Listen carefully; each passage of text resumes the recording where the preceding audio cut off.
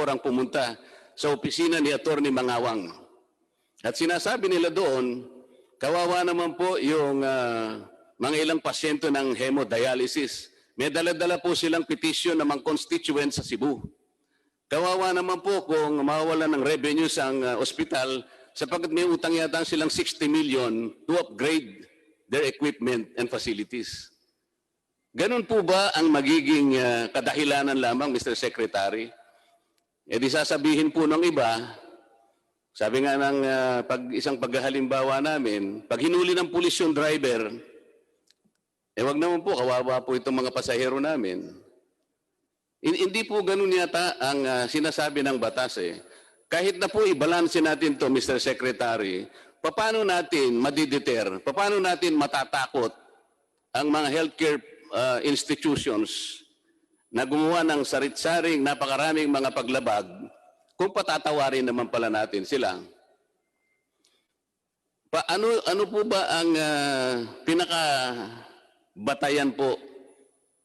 Your Honor, naririnig po niyo ako, Your Honor? Naririnig ko po kayo. Sinasaysay ko lang po ang katwiran kung bakit yung argumento na kawawa naman ang mga pasyente hindi po dapat tanggapin na ganun lang sapagkat nakalabag din sila. Kapag hindi po natin pinarusahan at pinalitan yung suspension, ipag-aakala po ng lahat ng mga healthcare institutions, okay na tayong gumawa ng paglabag. Ang totoo naman yan ay ima-maximize lang nila yung fine eh. Magkano lang po ba yung fine, Secretary? 100,000. Sa kaso po ng PhilHealth, nag-a-average po siya ng 30 million per month na claims mula sa PhilHealth. So pag sinuspindi niyo siya ng 3 months, 90 million maliwanag ang mawawala sa kanya.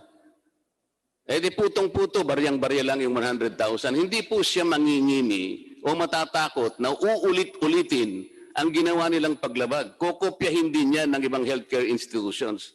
Kaya ang tanong ko po sa inyo, baka gusto po ninyong aralin uli at i-revoke itong PhilHealth Board Resolution na ito sapagkat ito'y nagagamit. Hindi para sinupin po ang pondo ng PhilHealth, kung hindi para paglaruan ang PhilHealth, Mr. Secretary. Maraming salamat po. Yes, Your Honor. Ay isasailalim natin ito sa pag-aaral at paglilipaso. Tignan ang mga datos dito at ito po naman ang akin lang pong idagdag na hindi naman po sila na absuelto bagkos ay itinaas po yung kanilang penalty. Pero tama po kayo na baka kung yan ang magiging pamantayan ay baka magaya ng mga ibang mga healthcare facilities. Pero kasi ito pong perpetual succor, ang pagkakaalam ko po, ay isa po siya sa mga nakapagbibigay ng Z-benefit package. Yan po, accredited siya for mga higher level procedures at hindi po lahat ng hospital accredited for the delivery of Z-benefit packages. Kagaya ng mga renal transplant, kagaya po ng mga CA na cancer of the breast, cancer of the prostate. Hindi po lahat ng hospital ay may kakayahan na magbigay po ng Z-benefit package at kaya ito po ang isa din sa kadahilanan na in lieu of the suspension or revocation ay itinaas na lamang po yung kanilang penalty o yung fine. Pero tama po kayo, sir. Pag-aaralan po natin ito sa lalong madaling panahon para makita talaga kung saan ang mga puwang at kung paano po tutugunan at nang maiwasan ito pong mga ganitong mga sitwasyon.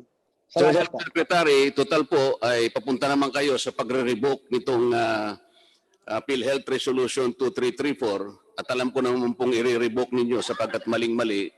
Isama na rin po ninyo yung Corporate Order number 2018-0039. Ito po yung implementing rules naman nung sinasabi nating board resolution ng PhilHealth 2334. Pwede Yes, po sir. ba nagsama ninyo ito, Mr. Secretary, sapagkat ito po yung implementing rules. Maling-mali rin po ang pinagagawa nitong mga, ito po, nandito yata si Attorney Laura Mangasar. Nandito po ba kayo?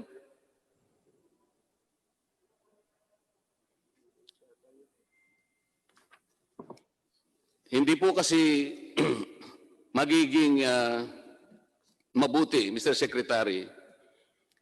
Nasa harap po ng napakaraming administrative na paglabag ng mga HCIs o mga health care centers ay papalitan nyo lamang basta nawawala po yung inyong quasi-judicial power na nasa Republic Act 7875.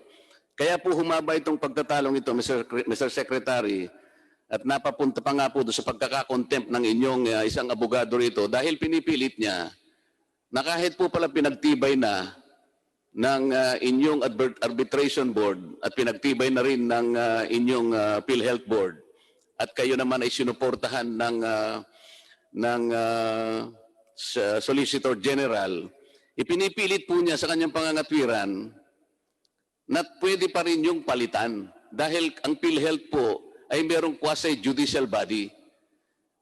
Kaya po siya napilitang i-contempt namin sapagkat kung ano-ano po yung pinagsasasabi niya eh. Kahit basahin po ninyo yung Republic Act 7875, yung quasi-judicial power ninyo, hindi po saklaw. Napapalitan ninyo mismo ang sarili ninyong desisyon, lalong-lalo na kung ito'y pinagtibay na ng korte. Ngayon, nung tinanong po siya, kung titindigan pa niya yung sinasabi niya, malupit po ang kanyang sagot. I stand by my opinion. Kasi po gumawa siya ng opinion eh. Gumawa siyang legal opinion, Mr. Secretary, 1 year after the promulgation of PhilHealth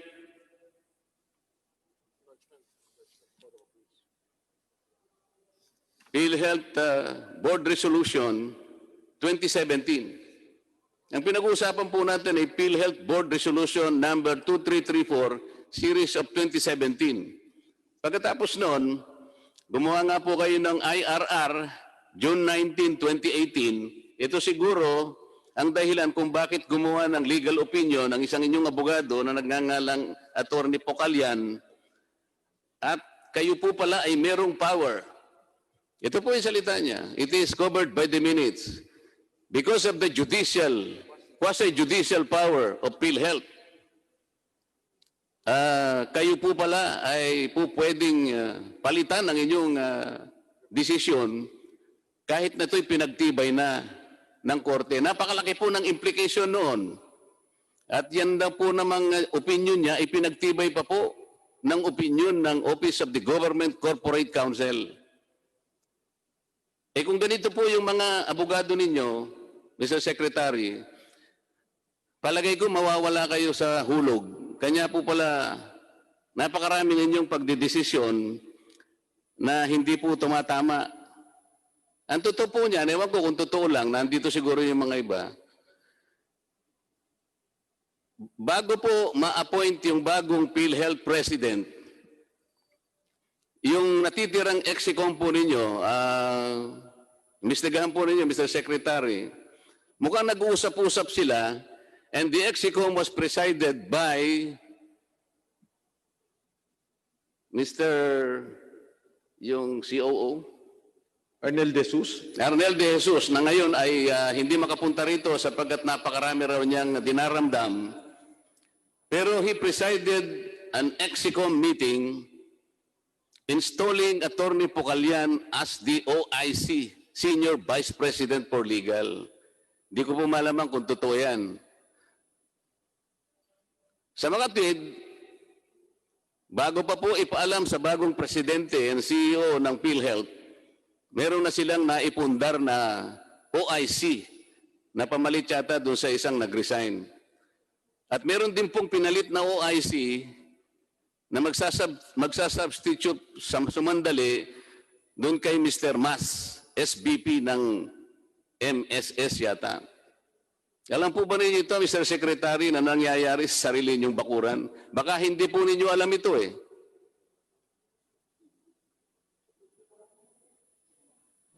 Salamat po. Yung pong pagtatalaga nitong mga OIC, ang layunin lang po, ang aking pong pagkakaintindi, ay para hindi po matigil ang day-to-day operations kasi maapektuhan po ang delivery of services. So sa madalit salita, in the exigency of service, ang atin pong COO ay nagkaroon po ng recommendation subject to board approval kung sino po yung mga OIC. Pero yan naman po ay pwede rin baguhin yan kapag mas malinaw na meron mga ibang tao pa na mas may kakayahan para po maipwesto at gawin yung pinakamahusay at talagang yung exigency of service or yung pong hindi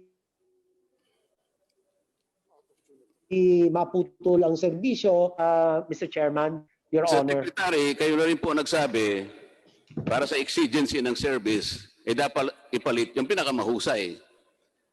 Pinakulong nga po namin yun dahil na contempt eh.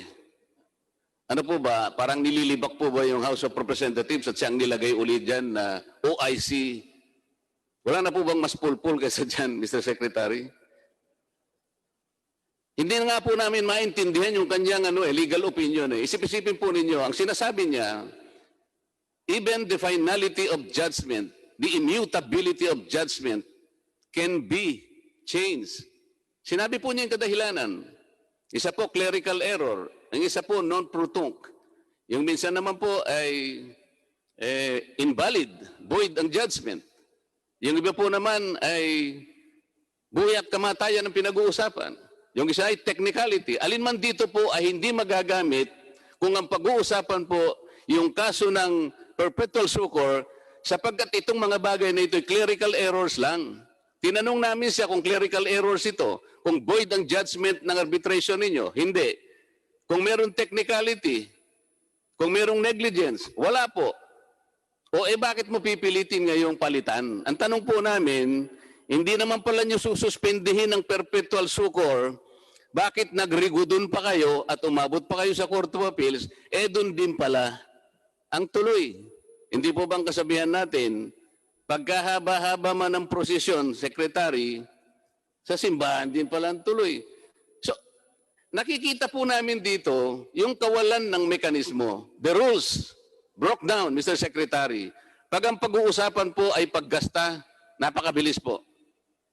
Pero pagka ang pag-uusapan, accounting, reimbursement, pagsinop, yun po yung wala. Meron pa nga po akong nakopya ng chat ng mga abogado ninyo eh. Kung aaminin lamang nila, alam po ba ang sabi niyo doon sa chat? Nag-chat-chat si Atty. Del Rosario, merong Atty. Bandurio, merong isa pang, basta tatlo sila, Mr. Secretary. Hindi lang daw kami pwedeng idemanda, pero mali daw yung basihan ni Congressman Barsaga. Hindi naman daw pinalitan yung, hindi naman daw ni-reverse ang Court of Appeals. Mr. Secretary, hindi natin pinag-uusapan ng reversal. Ang pinag-uusapan natin, yung pagpapalit ninyo ng desisyon sa kabila ng napatunayan na nga na ito'y nakagawa ng pagkakasala, bakit pa ninyo in-uphold at bakit pa ninyo pinayagang pumunta sa Court of Appeals? Di dapat sinuspindi nyo na lang. Total suspension eh. Ang ginawa ninyo, pinalitan ninyo yung suspension. Yun po yung issue. Kaya ang sinasabi ni Atty. Pucallan at ang inyong magagaling na mga abogado, pwedeng palitan. Doon po sumasabit ang mga regulation, Mr. Secretary. Yung po pwede. Yung case-to-case basis. Doon papasok yung discretion. Doon papasok ang corruption, Mr. Secretary. Kaya hindi po malinaw, hindi po istrikto ang pagpapatupad. Yun lamang po ang aming observation, Mr. Secretary.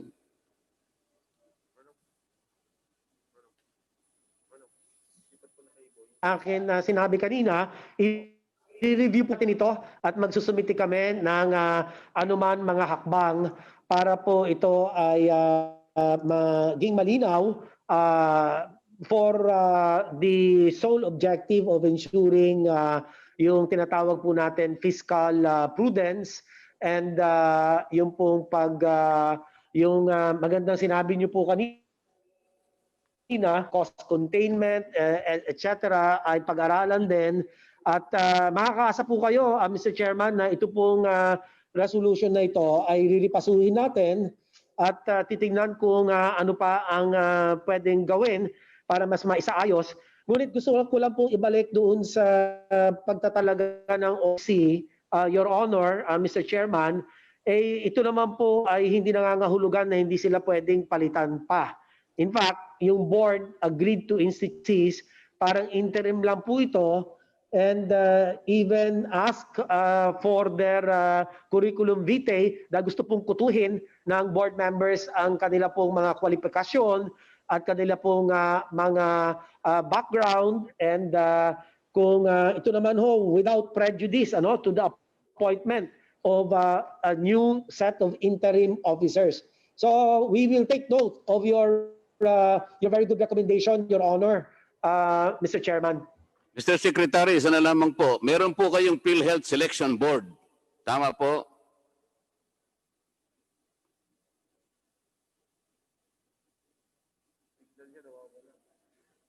Mr. Chair, kasi meron silang PhilHealth Selection Board. Si Mr. Mas, ang sinasabi niya, merong isang dokumento na Honorable Marcoleta, pinagpasihan. I think we have Secretary Duque. Secretary Duque, Secretary Duque, meron po kayong PhilHealth Selection PhilHealth Board. Selection Board, Your Honor. Meron po?